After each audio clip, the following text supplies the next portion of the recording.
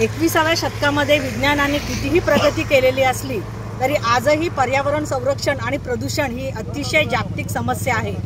विकासासाठी आज आपण पाहतोय राष्ट्रीय महामार्ग बनलेले जात आहेत, पण अनेक वर्षांची जुनी झाडांची खूप कत्तल झालेली आहे, झाडं तोडलेली आहेत। त्यामुळे प्रदूषण हे वाढलेलं आहे। आपण पाहतो ह्या भागामध्ये अनेक केमिकल रासायनिक असे कारखाने आहेत आणि त्या सगळ्यांचा दुष्परिणाम हा मानवी आरोग्यावर होत असतो। आणि भ्रष्टाचार किंवा पर्यावरण ही जरी जागतिक समस्या असली तर त्यावर एकमेव उपाय आहे की प्रत्येकाने आपल्या दारामध्ये झाड लावलं पाहिजे। कारण हे झाड हे असं नवसंजीवनी देणार आहे की झाडांच्या मुळांमुळे जमिनीची धूप होत नाही, ती माती घट्ट धरून पडते।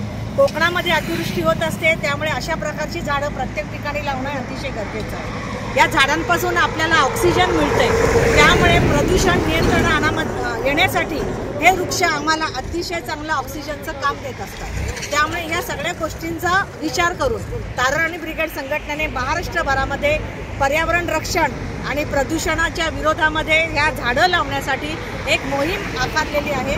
त्यातलीच ही मोहीम आहे की आम्ही कामथे घाटामध्ये इथे पाहिलंय, नॅशनल हायवे आहे, खूप मोठा रस्ता आहे, पण रस्त्याच्या बाजूनी झाडं कुठे लावलेली इथे जास्तीत जास्त दिसलेली नाही आहेत। त्या ठिकाणी आम्ही या ठिकाणी वृक्ष लावण्याचं काम करत आहोत।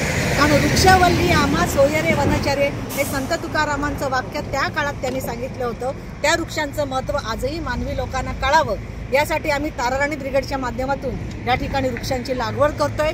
केवळ लावत नाही होत तर या झाडांना पाणी घालून त्यांना वाढवण्याची जबाबदारी देखील आहे।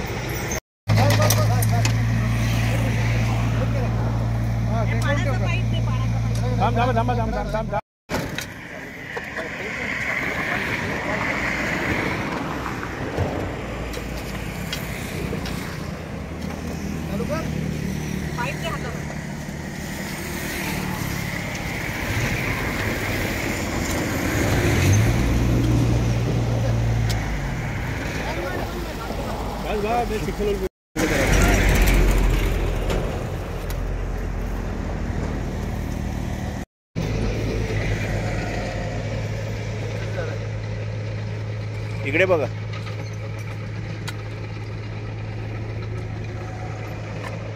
या माती घाला।